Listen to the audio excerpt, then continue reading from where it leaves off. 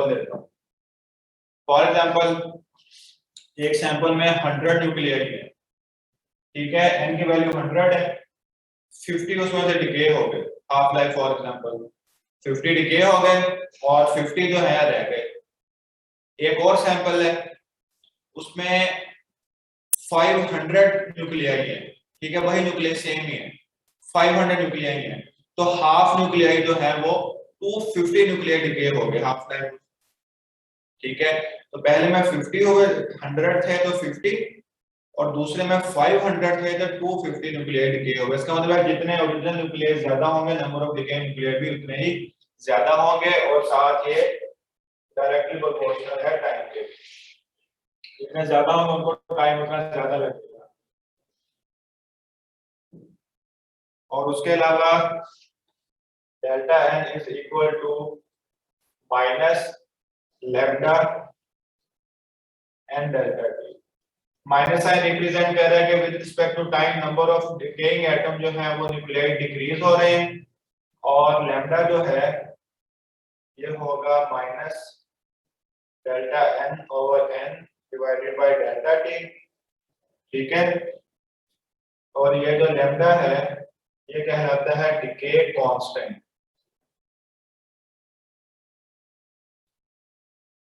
ठीक है। और इसका देखें डेल्टा एन और एन का कोई यूनिट नहीं है और इसका जो यूनिट है वो पर सेकंड है।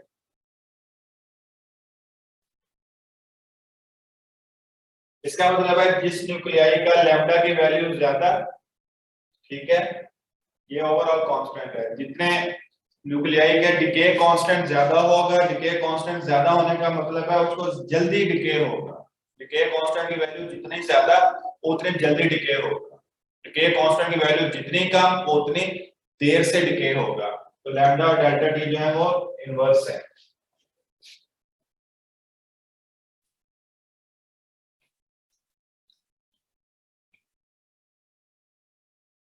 उसके बाद कुछ चीजें आपने याद रखी हैं, ये पॉइंट याद रखिएगा कि अगर अनडिकेड न्यूक्लियाई का या एटम का पूछा जाता है, ठीक है, इसके लिए फॉर्मूला होता है n नॉट ओवर 2 की पावर n, स्मॉल n या नंबर ऑफ हाफ लाइफ है, ठीक है। आप डिकेड एटम के बारे में फाइंड करना चाहते हैं, डिकेड न्यूक्लियाई है या एटम्स है, ठीक है, उनका फॉर्मूला होता है 2n - 1 over 2n into n not. n not है टोटल नंबर ऑफ न्यूक्लियाई, ये जो n ओरिजिनल न्यूक्लियाई है, और ये आप समझ लेंगे ये रिप्रेजेंट ओरिजिनल को करता है।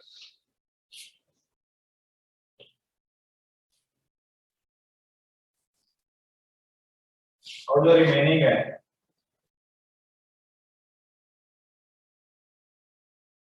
वो है n is equal to n naught e की power minus lambda T. Lambda constant है, t एक सर्टेन टाइम है, e जो है ये एक्सपोनेंशियल है, इसका मतलब है ये जो डिके है ये एक्सपोनेंशियल डिके होता है, ठीक है, जो न्यूक्लियर डिके है वो एक्सपोनेंशियल है।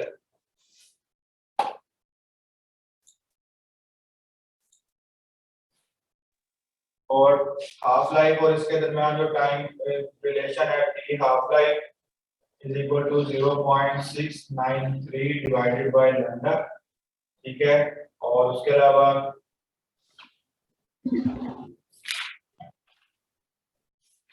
सर ये जो आपने रिमेनिंग लिखा है इसका मतलब अनडिकेड है? नहीं, डिके हो गए क्या रिमेनिंग, हाँ सही, अनडिकेड ही आ जाएगा अगर ये आपने इसको एक्सपोनेंशियली अगर सॉल्व करना है, तो मतलब रिमेनिंग ये उस केस में आएगा जब आप उसको एक्सपोनेंशियली सॉल्व करना है। एक्सपोनेंशियली सॉल्व सॉल्यूशन आपके कोर्स में नहीं होगा क्योंकि उसमें जरा डेरिवेटिव्स वगैरह मैथ की टर्म जो है वो यूज की जाती है, ठीक है। पहले दोनों ही होंगे, अनडिकेड और डिकेड वाले, या दूसरे जो है। ये फॉर्मूला जो कि बुक में लिखा है इस वजह से मैंने लिखा है कि ये सिंपल फॉर्मूला पूछा जा सकता है, लेकिन आपके कोर्स के अकॉर्डिंग ये फॉर्मूला इससे सॉल्व नहीं होगा क्योंकि इसमें वो कुछ मैथमेटिक्स जो है ना वो आ जाता है। सर ये लास्ट वाला फार्मूला बता दे किस चीज के। बच्चे ये फार्मूला है ना ये मैट्रिक की क्लास में है, ठीक है, लेकिन ये जितना आपको करवाया जाता है, मैं भी आपको एमसीक्यू करवाऊंगा ना उसमें ये फार्मूला यूज होगा, आपको पता चल जाएगा फार्मूला कब यूज करना है, ठीक है। एन नोट क्या है sir? N naught original nuclei, original जो न्यूक्लियाई है वो है, जैसे ये मैंने बताया ना, ये ओरिजिनल न्यूक्लियाई एन नॉट है। और सर फिर लास्ट एन ये टू स्मॉल टी जो है वो 10 is to total power time n. ये सर ये जो लास्ट फॉर्मूला आपने लिखा है इसमें जो स्मॉल टी है वो टोटल टाइम को रिप्रेजेंट कर रहा है ना? ये एक सर्टेन टाइम इंटरवल, टोटल नहीं है, तो सर्टेन टाइम इंटरवल है। ये मैं आपको एमसीक्यू करवाऊंगा, उसमें आपको समझ आ जाएगी स्मॉल टी क्या है, सिर्फ फार्मूला मैंने लिखा है। और सर ये आपने जो 10 raised to power n लिखा है, टू सर 2 की जो एक्सपोनेंशियल वैल्यू n लिखी है, ये n कौन सी वैल्यू है? N number of half life है। Okay sir. ठीक है, चलो मैं यहाँ लिख देता हूँ, ये नंबर ऑफ हाफ लाइफ है। सर अगर इसमें एन नोट ओरिजिनल है तो फिर एन क्या हुआ सर? ये N is equal to N naught. यार ये चीज है ना, एन ये जो डिके है ये ओरिजिनल है। Okay sir. ठीक है, वो सिर्फ ये है कि यहाँ डेल्टा एन लिखा है, यहाँ मैंने एन नॉट एन लिख दिया। एन ओरिजिनल है, ये एन जो है ये रिमेनिंग है या अनडिकेड रह गए हैं। अच्छा जी, उसके बाद इस फॉर्मूला से देखें, delta N over lambda is equal to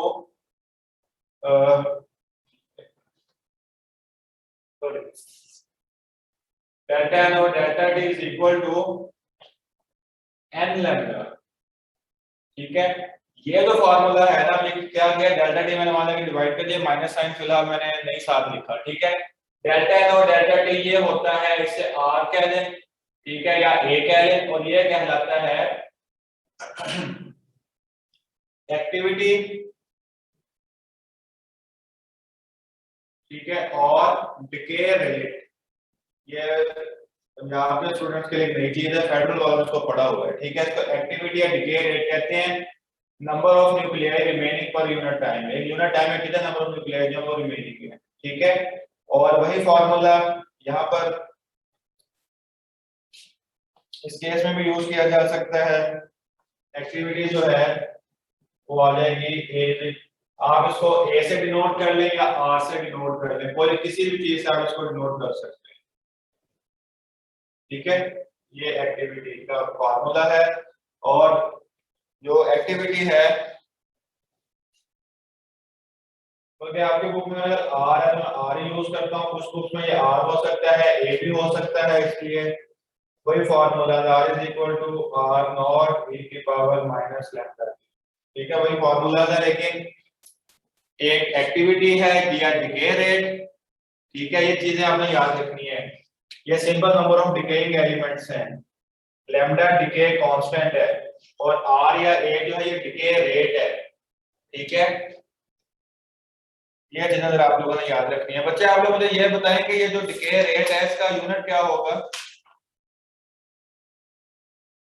sir पर सेकंड। पर सेकंड। एक्टिविटी का पर सेकंड। सर वैसे मेरे ख्याल से क्यूरी वगैरह भी होता है इसका, बक्वेरल। नहीं, वो बैकरल वो होता है, और इसका जो ऐसा यूनिट आ जाता है वो ये वाला है। जी सर। यानी नंबर ऑफ डिकेज पर सेकंड। ठीक है, बाकी तो उसके वो जो बैकरल है वो रेडियो एक्टिविटी का यूनिट है, वो अभी डिस्कस कर लेंगे हम आगे। ठीक है, तो ये कुछ फार्मूला से इस टॉपिक के, ये सर यूनिट पर सेकंड होगा। क्या चीज? सर डीके रेट का यूनिट आपने पर सेकंड बताया अभी। हाँ जी, पर सेकंड, s की पावर -1। सर ये और सर आप जो फर्स्ट में n ओवर t।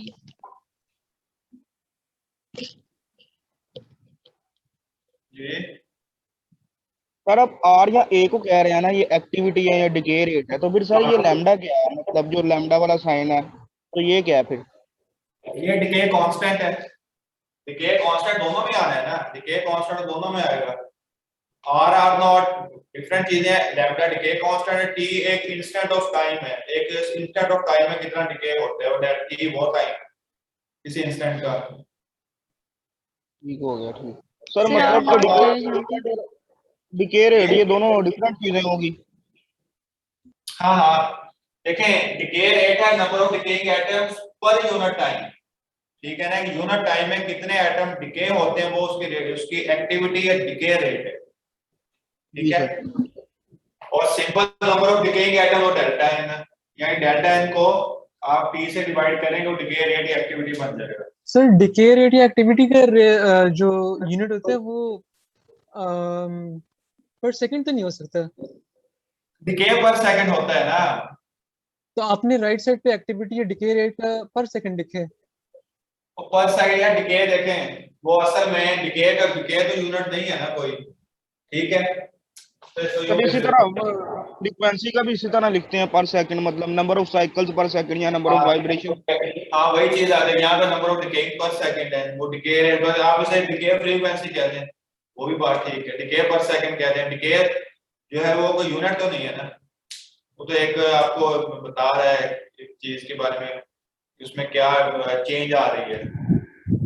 सर ये डिके रेट और डिके कांस्टेंट मतलब दोनों का यूनिट सेम ही होगा ना? हाँ यूनिट सेम है, लेकिन दोनों के फॉर्मूला में नो डिफरेंस है। सर यूनिट हो वैसे गया। सेम कैसे हो सकते हैं यूनिट जब को आप आप क्या बात सुने, लैम्डा की असल बात में करते हैं तो आप उसमें सेम ना एन नॉट के करें। ऊपर नीचे एन आ जाते हैं ना, तो वो तो यूनिट वहां से कट जाते हैं। एक मिनट, आप इसको यूनिट सेम ना ही कहें, क्योंकि हाँ वो सेम नहीं डेल्टा बनता। और एक सेम चीज है ना। ये डिके कांस्टेंट जो है इसका यूनिट है पर सेकंड और उसका डिके पर सेकंड इस तरह करना है, क्योंकि थोड़ा सा डिफरेंस इनमें है। सर मतलब कि वो डिके यूनिट तो नहीं ना है, मैं इसलिए कह रहा हूँ डिके को सर अगर हम निकाल देते हैं, डिके की बात नहीं करें तो मतलब उसका भी पर सेकंड है, उसका भी पर सेकंड है ऐसा यूनिट। असल में पता है क्या है, ये जैसे वो कहते हैं ना, एक आप इसका समझ लेंगे एक जूल पर सेकंड है, एक सिर्फ पर सेकंड है, उसका मतलब है एक एनर्जी पर सेकंड है और एक सिंपल फ्रीक्वेंसी है। तो यहाँ पर ये रिप्रेजेंटेशन है कि एक चीज कितने विद रिस्पेक्ट टू टाइम कितनी डिके हो रही है, ये डिके पर सेकंड है, ठीक है। अगर आपको यूनिट आ जाते हैं इसके डिके सेकंड के, जिसमें डिके पर सेकंड में लिखा होता है और अकेला पर सेकंड लिखा, तो आप डिके पर सेकंड को ही फॉलो करें, ठीक है। Okay sir. अच्छा जी, अब इससे कुछ हम एमसीक्यू यूज करते हैं। ये मैंने आपको फिर बताया है, दोबारा बता रहा हूँ, फेडरल के स्टूडेंट्स स्पॉन्टेनियस और रैंडम डिके, ये आपकी बुक में बकायदा एक टॉपिक है, ठीक है। इसको आपने पढ़ना है, इसकी थ्योरी ओवरऑल सारी पढ़नी है आपने। और जो पंजाब के स्टूडेंट्स हैं वो मेरे साथ भी कांटेक्ट कर ले, मैं उन्हें पिक्स बना के दे दूंगा, तो आपने वो ना उसकी रीडिंग सारी करनी है। फिर आज कंप्लीट हो जाएगा टॉपिक, मतलब हाँ जी, हाँ जी, हो जाएगा, अब हो गया है। एमसीक्यूज है, आगे वो बायोलॉजिकल इफेक्ट्स हैं, वो सारी रीडिंग है, उसमें कुछ यूनिट्स है, मैंने आपको यूनिट्स बताने हैं।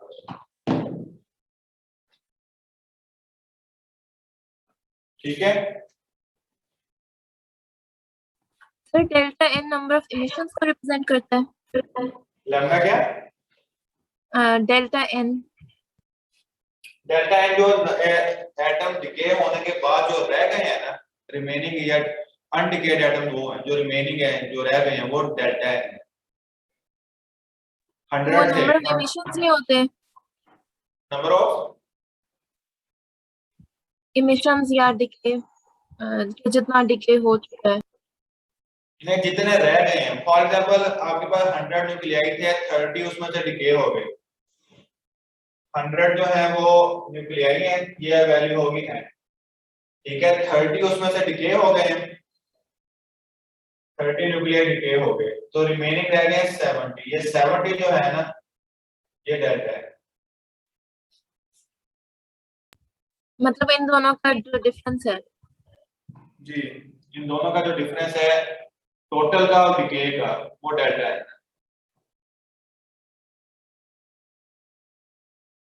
ठीक है सर, समझा गए थे। हाफ लाइफ है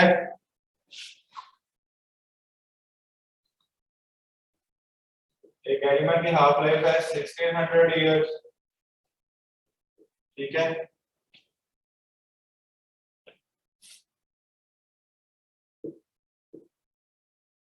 What fraction remains undecayed after 6400 years, ठीक है।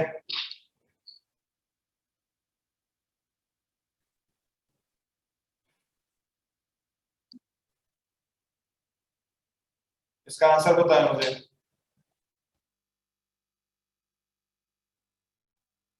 सर अनडिकेट पूछा आपने। What fraction remain undecayed after 6400 years. साथ साथ मुझे इसके आंसर आपने बता दिया है, मैंने दूसरी कोई आपको। Sir 1/16। n naught by 16 very good. अब n नॉट देना है, आप n नॉट की बजाय n नॉट नाम भी लिखेंगे तब भी ठीक है। फार्मूला ये होना है, ये number of decaying number of half life है। एक हाफ लाइफ 1600 इयर्स है, तो 6400 इयर्स से कितनी हाफ लाइफ गुजरेंगी? 4। ठीक है ना? क्या आ जाएगा 1/2 की power 4 is equal to 1/16 multiply by naught कर लें। इसका मतलब है 1/16 टाइम जो है वो अनडिकेट रह जाएगा 4 हाफ लाइफ के बाद। ठीक है,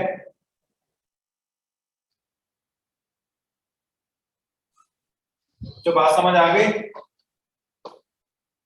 जी sir.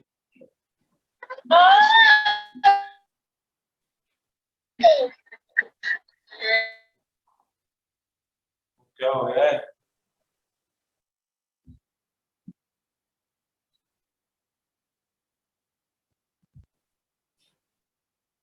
The half life of bismuth। Sir ये हाफ लाइफ के हवाले से वो मतलब वो परसेंटेज में पूछ लेते हैं, मतलब कि कितने परसेंट अनडिकेट रह गया और कितने परसेंट डिके हो गया, तो सर वो भी जरा बता दीजिए। 100 से मल्टीप्लाई कर दें परसेंटेज फाइंड करने के लिए। सर 1/16 को। हाँ, ठीक हो गया। जो आपका सर ये आंसर लास्ट आएगा क्वेश्चन ना, अगेन करवा दें। आप 1/16 को डिवाइड कर लें, जो आंसर आएगा उसको 100 से मल्टीप्लाई करते हैं, वो आपको परसेंटेज आते हैं। ठीक है, सर 1/16 को किससे डिवाइड करना है? 1/16 डिवाइड करो 1 को 16 से, 1 डिवाइडेड बाय अच्छा 16 ठीक है। ठीक है, शायद आप कह रहे हैं कि 1/16 को किसी और नंबर से डिवाइड कर दो। नहीं डिवाइड नहीं करना। अच्छा, बिस्मिथ की हाफ लाइफ फाइंड करनी है जबकि उसका सर डिकेट ये कांस्टेंट लास्ट है। वाला क्वेश्चन दोबारा करवा दें। ये वाला जी सर, जो 1/16 आपने। अच्छा, इसमें ये था कि एक एलिमेंट है उसकी हाफ लाइफ ये वाली है। ठीक है, व्हाट फ्रैक्शन रिमेन अनडिकेड, ठीक है, आफ्टर 6400 इयर्स। 6400 सालों के बाद वो कितना अनडिके रह जाएगा। तो जब अनडिके का आएगा तो आपने n नॉट ओवर 2 की पावर n यूज करना है। ठीक है, और दूसरा देखना है कि इस टाइम स्पैन में कितने हाफ लाइफ गुजरी है। तो 1600 से 6400, 16 को डिवाइड करें 4 आंसर आएगा, तो हाफ लाइफ हो जाएगी 4। यहाँ पर 4 पुट करें, 2 की पावर 4 16 है, यानी वो 1/16 टाइम जो है वो डिक्रीज हो जाएगा। अच्छा जी, बिस्मिथ के हाफ लाइफ फाइंड करके डिके कांस्टेंट जो है वो गिवन है। ये आपका एमडी कैट का क्वेश्चन है, एमसीक्यू आया हुआ है, ये मतलब 2018-19 का है। इसको solve So 1.6 in 10 to minus 4. क्या आएगा? 1.6 into 10 raised to power minus 4. So per second. 11 into 10 to minus 5. ये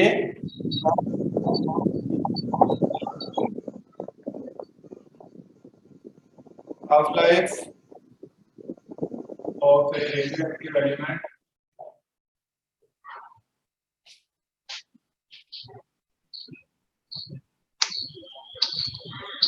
which has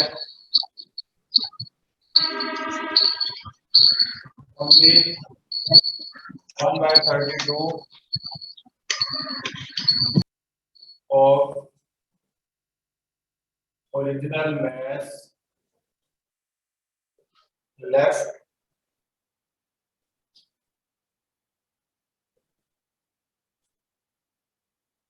after a lapse of 60 days। ठीक है जी, इसका आंसर मुझे बताएं। सर इसका होगा 12 डेज। 12 days। अब इसमें देखें, आपने हाफ लाइफ फाइंड करनी है। ये जो टाइम दिया है ना, इस तरह का टाइम, ये आपका टाइम पीरियड है। ठीक है, कोई भी इंस्टेंट का जो टाइम है, और अगर इस तरह लिखा आ जाए ना 1/32 1 समथिंग, यहाँ से आपको नंबर ऑफ हाफ लाइफ का पता चलेगा। तो इसका मतलब है कि यहाँ पर आपने फार्मूला अप्लाई करना है, t is equal to n multiply by t half. ठीक है, तो t हाफ जो है वो आ जाएगा t ओवर t जो है वो 60 है और n आपने यहाँ से फाइंड करना है 1/32। ठीक है, तो 1 ओवर हमारे पास है 2 की पावर n, तो आप देखें n की क्या पावर होगा 32 है। ठीक है, यानी कि इस तरह का जो कॉन्सेप्ट आएगा उसमें हमेशा आपने जो डिनोमिनेटर वाला फैक्टर है, इस फैक्टर से आपको पता चलेगा कि नंबर ऑफ हाफ लाइफ्स कितनी है। ठीक है, तो यहाँ से n की वैल्यू आपको पता चलेगी, n अगर 2 की वैल्यू 5 हो तो इसका मतलब है 32 आता है। तो यहाँ पर आप 5 लिख देंगे तो ये आ जाएगा 12 डेज। सर ये तो अनडिकेड है, अगर वो डिकेड का मतलब लिखा हो तो फिर वो कितना होगा? अगर ये टाइम स्पैन इस तरह का गिवन है ना, ठीक है ना, तो फिर आपने यही फॉर्मूला अप्लाई करना है। अगर ये टाइम स्पैन 60 डेज है इस तरह का, उसमें यही फॉर्मूला लिखा हुआ है और यूज होना फॉर्मूला ये वाला। Sir, what did you do with the 60 days? You did 60 divided by 5? 60 is a lapse of time. Yeah. This is represented by small t and represent number of half lives. From this factor 1/32 you can find how much number of half lives are left. ठीक है, 1/32 हम half life के case में लेते हैं 1/2 की power n। This n represent number of half lives. आपने यहाँ से देखना है कि 2 की पावर यहाँ पर हम क्या पुट करें कि 32 आए। Okay. So 2 की time, power 5 is equal to 32. time you would use days? What? For time you would use days, you'd use the unit days? Yes, yes. These are either days, minutes और कुछ भी हो सकता है time, यानी अगर इस तरह का टाइम हो तो ये स्मॉल टी होता है। या आप ये चीज याद रखें, ठीक है? और अगर years का mention हो तो फिर तो आप उसको अगर देखें, अगर इस तरह का टाइम है ना, जैसे ये 1600 इयर्स है, ये सारा स्मॉल टी है। ठीक है, तो अगर years में होगा तब हम years में solve करेंगे, मतलब days में convert करने की जरूरत नहीं है। वो डिपेंड करता है कि आपके पास जो आंसर क्या है। फॉर एग्जांपल ये 12 डेज है ना, आप इसको मिनट्स में सेकंड में कन्वर्ट कर लें। ठीक है, 12 डे है, एक डे में 24 आवर और आगे एक और में 60 मिनट, एक मिनट में 60 सेकंड, तो सेकंड में कन्वर्ट कर लें आगे। सर मैं आपसे ये पूछ रहा था कि ये तो 1/32 जो फ्रैक्शन है ये तो अनडिकेड की है, लेकिन अगर वो मतलब डिकेड मालूम करना हो तो सर वो उसका क्या करेंगे? मतलब कितना इस केस में आपके पास कोई एमसीक्यू स्टेटमेंट है इस तरह की? नहीं सर, मतलब जितनी ये स्टेटमेंट है उससे कैलकुलेट नहीं हो सकता सर। अगर 1 में से 1/32 माइनस करते हैं तो बाकी डिकेड ही नहीं होगा। मैं आपसे कह रहा था कि अगर आपके पास कोई स्टेटमेंट है तो आप मुझे बता दें। ठीक है, सर स्टेटमेंट तो नहीं है। अगर आपके पास ये अनडिकेड है, ठीक है, इसकी स्टेटमेंट फॉर एग्जांपल क्या हो सकती है कि अगर एलिमेंट है तो ओनली इतनी क्वांटिटी लेफ्ट है, रह गई है। अगर वो कहता है कि इतनी क्वांटिटी, तभी ये फॉर्मूला लगेगा। वो कहता है इतनी क्वांटिटी जो है वो डिके हो गई है। ठीक है, आप बताएं उसका कितना टाइम लगा। ठीक है, तभी यही फॉर्मूला लगेगा, डिके हो गई है या लेफ्ट रह गई है। अगर वो टाइम आपको टाइम स्पैन इस तरह का दे रहा है फिर यही फॉर्मूला लगेगा। नहीं सर, अगर वो डिके का बताएगा फिर हमें 1 से माइनस नहीं करना पड़ेगा, क्योंकि ये तो अनडिकेड का फॉर्मूला है ना। अगर वो कहते 1/32 अनडिके और डिकेड का फॉर्मूला जो है वो दूसरा है, 2n - 1/2n, वो उससे सॉल्व होगा। लेकिन अगर नहीं मैं सर, कह रहा हूं उसके अंदर सर अगर हम उसकी भी बात करें तो इनिशियल से हम बस माइनस कर रहे हैं ना। उसने असल में वो जो फॉर्मूला इस तरह बना दिया कि फ्रैक्शन अजीब से लिखती है, लेकिन उसमें हम बेसिकली ओरिजिनल से माइनस कर रहे हैं ना। ठीक कह रहा है, 1 से माइनस करेंगे तो वो फार्मूला असल में बेसिकली वही बनता है। वो जो 2n - 1/2 की पावर n है ना, तो वो सर एलसीएम लेके हुआ है सोल्व। वो तो ठीक है, हाँ ठीक है, उससे कर लें 1 - n और ये आ जाएगा। अगर फॉर एग्जांपल ये कहता है कि जो डिकेड है वो बताएंगे हमें, तो फिर आप क्या करेंगे? 1 minus 1 by 32. मेरे ख्याल से सर इसका आंसर आएगा 31/32। तो वो फ्रैक्शन उसकी डिके होगी, डिकेड होगी। ठीक है, वही फार्मूला बनेगा, इसका मतलब 2n-1/2n, वो फार्मूला हाँ बन जी। जाएगा। अच्छा, जो ये बॉटम लेफ्ट अपने सवाल लिखे है उसको मतलब किस पॉइंट तक सॉल्व करना है? कौन सा, ये वाला? हाँ, इसका सिर्फ फार्मूला आपने अप्लाई करना है। सर नहीं ये पॉइंट तो आपने अप्लाई कर 0.693 लिया। वाला। नहीं ये वो तो मुझे पता है सर, 0.693 वाला है, लेकिन इसको कित मतलब फ्रैक्शन तक लेके जाना है या तो डेसिमल तक लेके जाना है?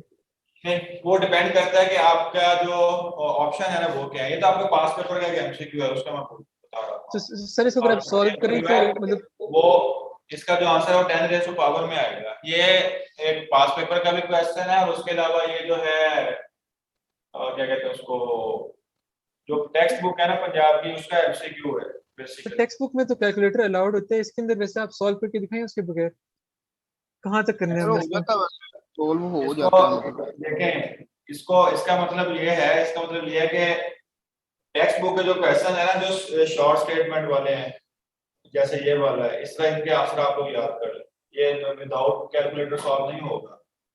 सर इस सर इस तरह के जो अप्रोक्सीमेटली मतलब जवाब अगर लेके आना हो तो फिर तो हो ही जाएगा ना।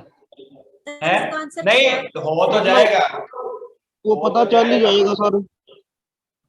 हो जाएगा, उसमें कोई मसला नहीं है। ये 10 की पावर है, ऊपर जाके माइनस की हो जाएगी, अप्रोक्सीमेट आंसर निकल आएगा, उसमें टाइम आपको ज्यादा लगेगा, बस ये चीज है। सर इसको अगर जी आंसर बता दे सेकंड वाले का। क्या कह रहे हैं? सर इस न्यूमेरिकल का आंसर बता दें। एक मिनट में बताता हूँ।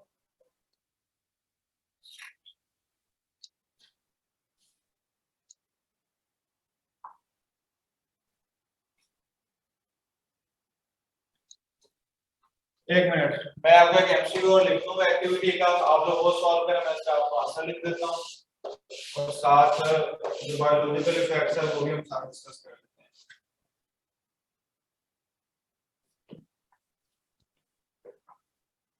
ये मैं डेटा लिखूंगा, ये इनिशियल एक्टिविटी है, वो है 332। अच्छा, ये डिके पर सेकंड है या काउंट्स पर सेकंड है? हाँ, ये भी एक चीज याद रखिएगा कि एक्टिविटी जो है उसका यूनिट डिके पर सेकंड भी हो सकता है, काउंट्स पर सेकंड भी हो सकता है, नंबर ऑफ काउंट पर सेकंड। यानी काउंट से मुराद आपने डिटेक्टर रखा है, तो डिटेक्टर से आपको पता चलेगा एक सेकंड में कितने काउंट्स आ रहे हैं, यानी जितने डिकेज हैं उतने काउंट्स हैं। तो काउंट्स पर सेकंड भी आप याद रखिएगा। कहता है आफ्टर 90 मिनट्स, ठीक है, तो ये सैंपल है, इट गिव्स 40 काउंट्स पर सेकंड, और हाफ लाइफ क्या होगा? 20 मिनट, 30 मिनट, 40 मिनट,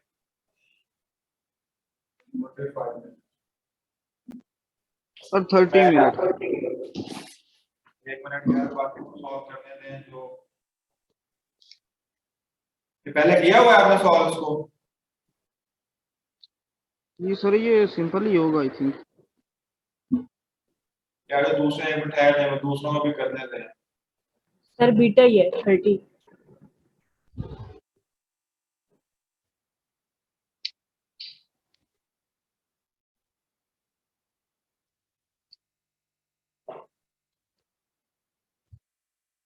ये जो पंजाब वाले हैं ये देख लीजिएगा, आपका जो प्रॉब्लम नंबर 21.2 है, ठीक है, उसको लाजमी सॉल्व करें। इस तरह का जो प्रॉब्लम है उनको लाजमी सॉल्व करें, तो उससे जो होता है वो एमसीक्यू इस तरह के सिंपल सिंपल आ सकते हैं, ठीक है।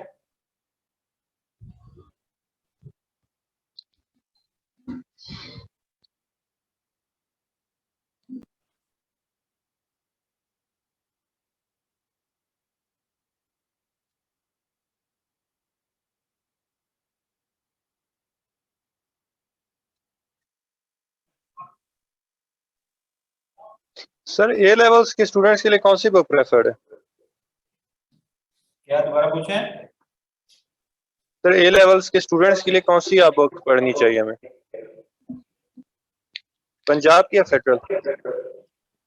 यार दोनों सेम है, ठीक है ना, दोनों सेम बुक्स हैं, लेकिन ये है कि कुछ चीजें जैसे इसमें स्पॉन्टेनियस और रैंडम डिके है, उसका मैंने आपको बता दिया कि वो पंजाब की वजह फेडरल में उसको ना डिटेल से लिखा हुआ है। अदरवाइज दोनों बुक्स सेम है। जो चीजें पंजाब में नहीं है वो मैं वैसे ओवरऑल बता देता हूँ, या जो मतलब फेडरल पंजाब में जहाँ पे वो आ रहा हो क्लैश, वो भी आपको बता देता हूँ। चाहे कोई भी बुक आप पढ़ लें वो ओके है।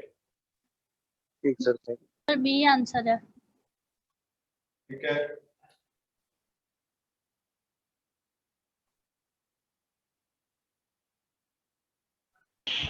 सर इसका बी आंसर है। हाँ जी। ये half life by 2.23 into 10 raised to power -4 second, ये भी आंसर है। ठीक है, देखिए ये वाला जो टाइम है ये हाफ लाइफ वाला है, ठीक है। सबसे पहले आप इसकी एक्टिविटी से number of half life find करेंगे। फार्मूला अगेन ये वाला लगेगा, मैंने इससे सॉल्व किया है, ठीक है। हाफ लाइफ फाइंड करनी है, T/n is equal to half life, ठीक है। ये टाइम 90 है डिवाइडेड बाय n। n जो है ये आप इसकी एक्टिविटी से फाइंड करेंगे। r is equal to r0 over 2 की पावर n। तो r0 जो है ये 320 है। सर ये सर सेकंड वाला कॉन्सेप्ट 2.2 कैसे आया है? क्या चीज? सर ये सर सेकंड वाला 2.2 से कम आएगा आई थिंक, भाई 1.7 के करीब आएगा। 1.6 है। आंसर नहीं आया, 1 है, 1.1। ओ मैंने 963 कर दिया, 693। हाँ ठीक है, 1.61 आएगा, सॉरी मैंने वो 963 कर दिया। क्या आना था? 1.1 1.61 16 वो 0.11 आता है, तो एक सर 1.6 वो एक मिनट यार, मुझे पहले 0.693 डिवाइडेड बाय 4.3 1.6 आएगा। 1.6 into 10 raised to power -4। ठीक है बच्चों, तो इसमें ये जो एक्टिविटी का फॉर्मूला है इससे number of half life find करेंगे। यहां से देखें 2n जो है वो आ जाएगा 8 के इक्वल, ठीक है। और 8 को हम लिख सकते हैं 2 की पावर 3 के इक्वल, तो n इज इक्वल टू हो जाएगा 3। बेस सेम और पावर जो है वो इक्वल हो जाएगी। ये 3 आएगा तो 3 से कैंसिल होगा, 30 मिनट आंसर आ जाएगा।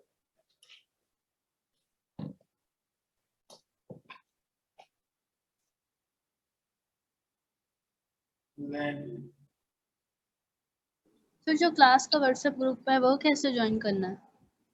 क्लास का व्हाट्सएप ग्रुप आप लोगों का ही है, कोई ऑफिशियल तो नहीं है कोई ग्रुप।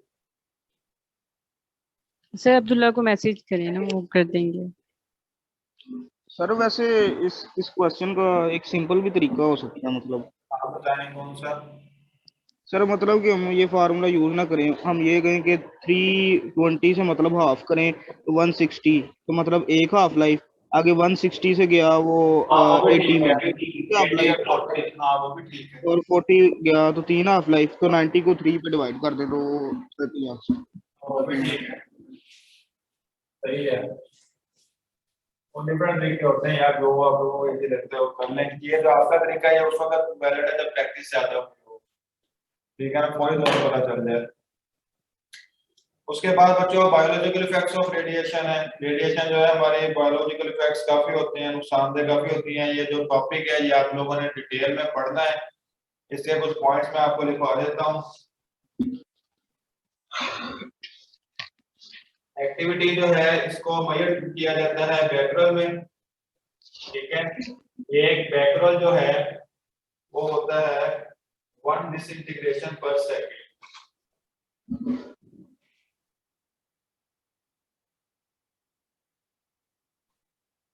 ठीक है। और उसके अलावा जो लार्ज यूनिट है वो क्यूरी है,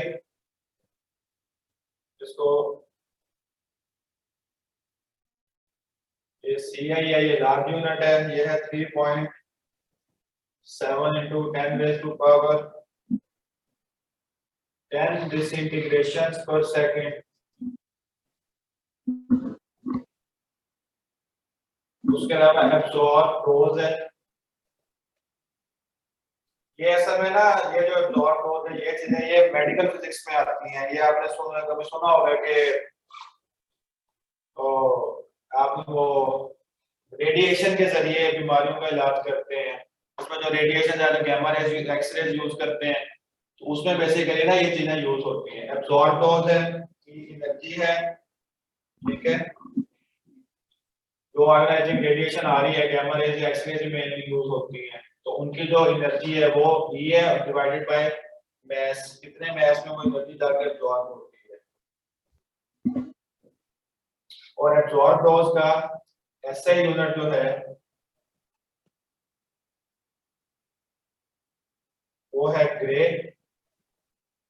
ठीक है, जिसको GY लिखते हैं, और इसका जो यूनिट होगा वो होगा जूल पर किलोग्राम। उसके अलावा ग्रेड 1 जूल पर किलोग्राम होगा, ठीक है, ये ऐसा यूनिट है एब्जॉर्ब डोज का। उसके अलावा और यूनिट है रेडिएशन एब्जॉर्ब डोज का, rate 1 rate is equal to, ये सब आपको आपने बुक में लिखा हुआ है, ये चीजें आपने याद करनी है, चीजें सिंपली आपसे पूछी जा सकती हैं। सर आपने ये ऊपर किसके यूनिट्स बताए हैं? एक्टिविटी के।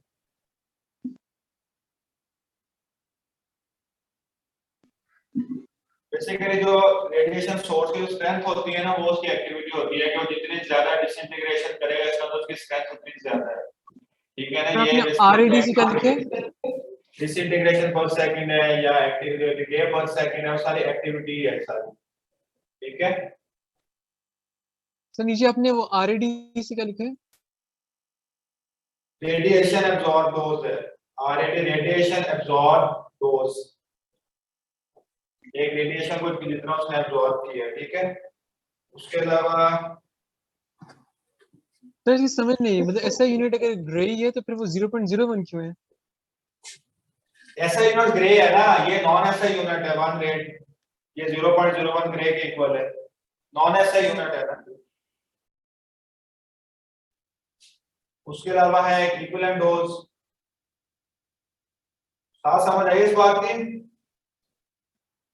जी सर। सर ऐसा यूनिट हमेशा बड़े होंगे? नहीं जरूरी नहीं है सर। ये एब्जॉर्ब डोज में ई रेडिएशन का क्या मतलब है? ये एब्जॉर्ब जो डोज है उसमें ई का क्या मतलब है? ये बेसिकली जो देखें डोज जो है बेसिकली किसी ना किसी रेडिएशन की एनर्जी है, एक्स रेज है या गामा रेज है, ठीक है, वो उनकी जो एनर्जी जो किसी फॉर एग्जांपल एक सेल में या किसी ऑब्जेक्ट में या किसी मास में जो एब्जॉर्ब होती है ना एनर्जी, वो ई है। आयोनाइजेशन एनर्जी जो है, आयोनाइज्ड रेडिएशन जो है उसकी एनर्जी जो एब्जॉर्ब होती है पर यूनिट मास में वो ई है, और पर यूनिट मास में होती है वो बेसिकली ई ओवर एम बन जाती है। Sir absorb dose basically radiation जितनी एब्जॉर्ब होती है उसको कहते हैं? क्या चीज? सर एब्जॉर्ब डोज का एक बार एक्सप्लेन कर दें सर कि क्या होता है? सर ये रेडिएशन एब्जॉर्ब होता है एक यूनिट मास में, ठीक है, जितनी आयोनाइजिंग रेडिएशन एब्जॉर्ब होगी उसकी एब्जॉर्ब डोज होती है, जितनी एब्जॉर्ब होगी या जितनी उसको एब्जॉर्ब एक फॉर्मूला के इलाज करने किसी चीज का जितनी उसको रिक्वायर्ड है, ठीक है, वो एब्जॉर्ब जितनी उसने करनी है ना वो बेसिकली एब्जॉर्ब डोज होती है, ठीक है। Okay sir. Okay sir. इसके अलावा ये इक्विवेलेंट डोज है D multiply by RBE,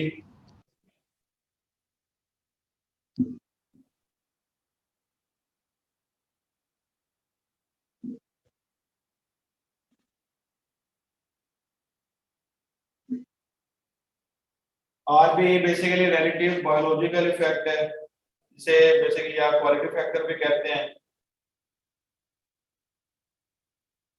sir इसका कोई यूनिट नहीं ना होगा? इसका RBE का कोई यूनिट नहीं होगा, हाँ, इसको क्वालिटी फैक्टर भी कहते हैं और इसका कोई यूनिट नहीं होगा। ये सारी चीजें आपने यहाँ से लिखनी है, यहाँ से सारी याद करनी है। तो RBE फिर से बता दें कि उसका क्या मतलब है? रिलेटिव बायोलॉजिकल इफेक्टिवनेस, ठीक है ये सर। बेसिकली क्वालिटी फैक्टर होता है किसी भी एब्जॉर्ब डोज में जो जाके एब्जॉर्ब होना है उस पे है। और इसका जो ऐसा यूनिट है वो होता है ये सीवर्ट, ठीक है। और ये सीवर्ट जो है ये इसका होता है ग्रे मल्टीप्लाई बाय आरबी, ये इक्विवेलेंट डोज का ऐसा यूनिट है। डोज एक्सप्लेन कर दें, ये तो ये एक्सप्लेन कर दें एक दफा इक्विवेलेंट डोज, इस चीज को ये क्या चीज है इक्विवेलेंट डोज? बच्चे इक्विवेलेंट डोज सिंपल ये है कि जो डी है इसको आपने आरबी के साथ मल्टीप्लाई करना है। सर ये सीवर्ट है एसवी। हाँ जी, एब्जॉर्ब डोज को आपने आरबी के साथ मल्टीप्लाई करना है तो ये इक्विवेलेंट डोज आ जाएगी। ये कुछ टर्म्स हैं जो उधर रेडिएशन के केस में यूज होती हैं, ठीक है। एब्जॉर्ब डोज जो है उसका ये ऐसा यूनिट ग्रे है और इक्विवेलेंट डोज का ऐसा यूनिट जो है सीवर्ट है। और एक जो सीवर्ट है वो 1 ग्रे तो आरबी, आरबी ये क्वालिटी फैक्टर है, वैसे इसका वो यूनिट नहीं होता। और इसके अलावा इसका जो स्मॉलर यूनिट है आरईएम है, तो वैल्यू याद कर लें 0.01 सीवर्ट के इक्वल है।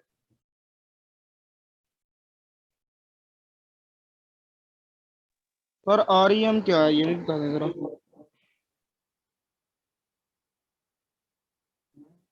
एक मिनट ठहरो। अच्छा बच्चों ये पेज नंबर 250 पर है बायोलॉजिकल इफेक्ट्स ऑफ रेडिएशन, ये सारी चीजें उसमें लिखी हुई हैं। इसमें मेन एक्टिविटी के 2 यूनिट्स हैं, बेकरेल है, क्यूरी है, ये एक्टिविटी के यूनिट्स हैं। उसके अलावा एब्जॉर्ब डोज है, ये जो रेडिएशन है एब्जॉर्ब होना है,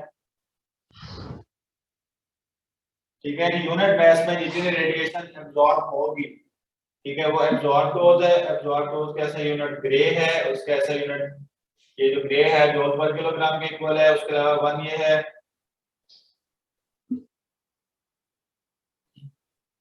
ये वैल्यू आपने याद रखनी है। ये ओल्डर यूनिट है, ऐसा यूनिट ग्रे है और ये ओल्डर यूनिट है। रेडिएशन एब्जॉर्ब डोज 0.01 ग्रे है। उसके बाद इक्विवेलेंट डोज है, इक्विवेलेंट डोज है absorb dose multiply by relative biological effectiveness, ये बेसिकली क्वालिटी फैक्टर है, ठीक है। और इसका जो इक्विवेलेंट डोज का ऐसा यूनिट है वो सीवर्ट है। और ये सीवर्ट जो है ये 1 ग्रे मल्टीप्लाई बाय आरबी के इक्वल होता है।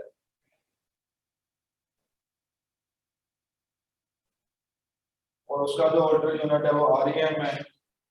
उसके नीचे ना ये सारा लिखा हुआ है कि कितनी रेडिएशन की डोज जो है वो क्या इफेक्ट कर सकती है, ठीक है। सर आरईएम बता दो। तो यार ये ऑर्डर यूनिट है इसका बता देता तो हूं सर जैसे आपने आरएडी बताया रेडिएशन एब्जॉर्ब्ड डोज, तो ये इसका क्या मतलब है? यार बता देता हूं, एक मिनट सब्र कर लो, मैं देख के बताता हूं इसका क्या है।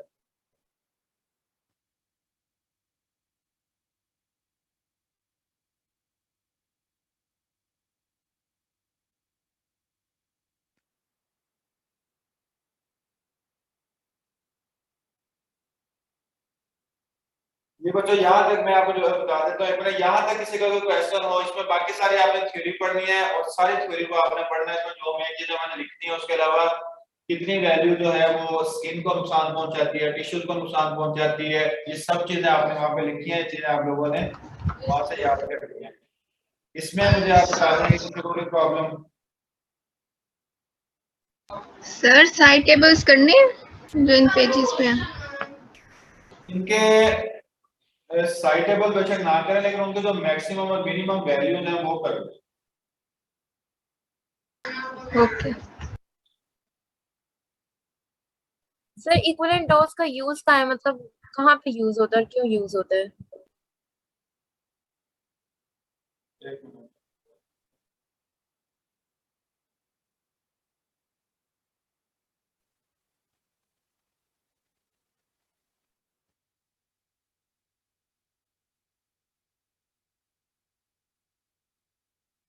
एक मिनट ठहरिएगा।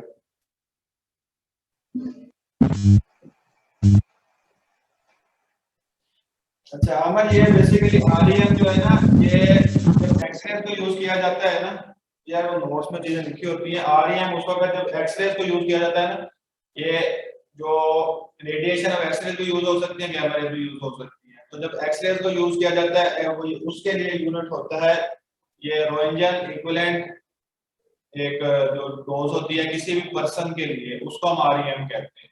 ये ह्यूमन एक्सरेज के केस में इसको यूज किया जाता है REM। ठीक है जी सर। ठीक है ठीक है सर। ये बेसिकली रोएंटगेन इक्विवेलेंट में ये लिखा हुआ है। रोएंटगेन जो कि वो साइंटिस्ट है जिसने एक्सरेज को डिस्कवर किया था, उसके बेस पे ये लिखा हुआ है। ये भी वैसे रेडिएशन डोज जो है उसका यूनिट ही है।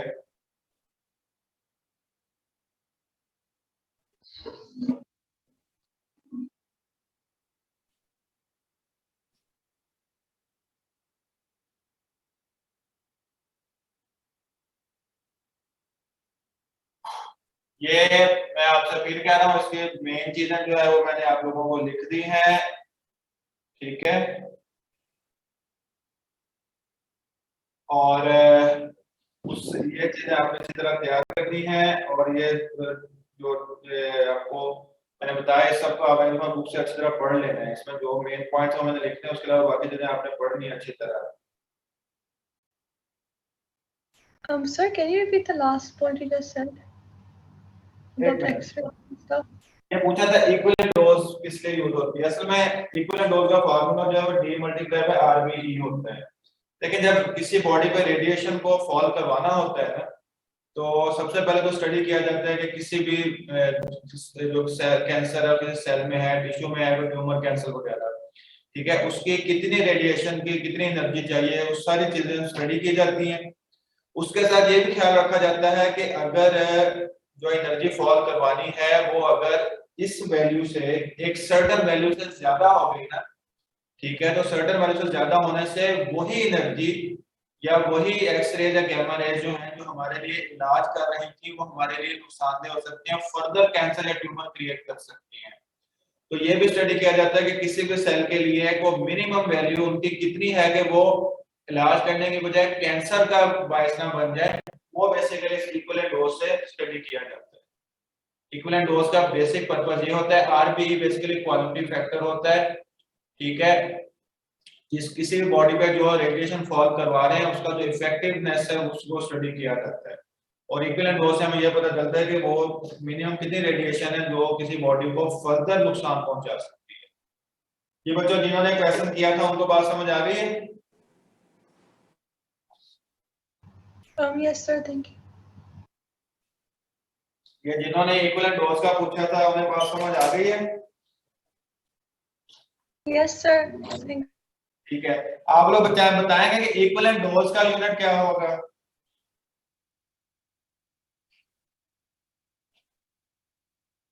सीवर्ट सर आपने इक्विवेलेंट डोज का सीवर्ट सर। ऐसा यूनिट सीवर्ट है। क्या इक्विवेलेंट डोज का यूनिट जूल पर किलोग्राम हो सकता है? इक्विवेलेंट डोज का जी सर हो सकता है, यस, ये याद क्योंकि रखिएगा। वो भी डोज ही है। उसका ऐसा यूनिट सीवर्ट है, ठीक है, जैसे वो हम पढ़ते हैं बी फ्लक्स, बी का टेस्ला भी है और उसके साथ उसका वो वेबर पर मीटर स्केल भी है। इसी तरह जूल पर किलोग्राम जो है वो एब्जॉर्ब डोज का यूनिट भी है और इक्विवेलेंट डोज का भी यूनिट है। एब्जॉर्ब डोज जिसने एब्जॉर्ब होना है, इक्विवेलेंट डोज जिसने फर्दर हमारी मालूमात में नुकसान करना है। लेकिन दोनों के यूनिट्स सेम है, इनके ऐसा यूनिट्स डिफरेंट है, लेकिन एक को इनके अंदर है कि जूल पर किलोग्राम, दोनों में सेम है। बाकी ये रीडिंग अच्छी तरह कर लीजिएगा, उसमें काफी सारी बातें और लिखी हुई हैं कि कितनी रेडिएशन हमारे लिए स्किन कैंसर का बायस बन सकती है, कितनी रेडिएशन किस चीज का बायस बन सकती है, वो सारी चीजें आपने वहां से करनी है। बहुत सारी बेसिकली है और रीडिंग बेस्ड की। नहीं जी, आपका सिलेबस हुआ खत्म, अब रह जाएंगे डिस्कशंस। तो यहाँ तक कोई क्वेश्चन किसी का? सर यहाँ तक किसी को भी बात समझ आई हो पहले तो ये बताएं। समझ जाइए सर। जी हाँ जी सर, रेट ऑफ डीके किस चीज पे डिपेंड करता है सर? क्या चीज? रेट ऑफ डिके किस चीज पे डिपेंड करता है? ये नेचर ऑफ द मटेरियल पे डिपेंड करता है, न्यूक्लियस पे डिपेंड करता है, यानी कि उसकी प्रॉपर्टीज में। सर ऑप्शन पे सर ऑप्शन में है यहाँ पर प्रेशर, टेम्परेचर, इंटेंसिटी और number of nuclei. Number of nuclei, temperature, density वगैरह का मैंने बताया, तो उन पर डिपेंड नहीं करता ये। Yes sir, thank you.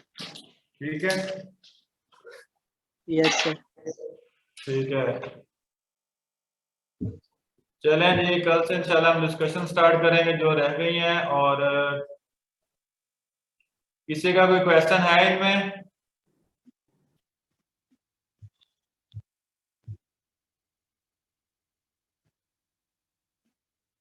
चलें जी, ठीक है, ओके बच्चों, अल्लाह हाफिज। अल्लाह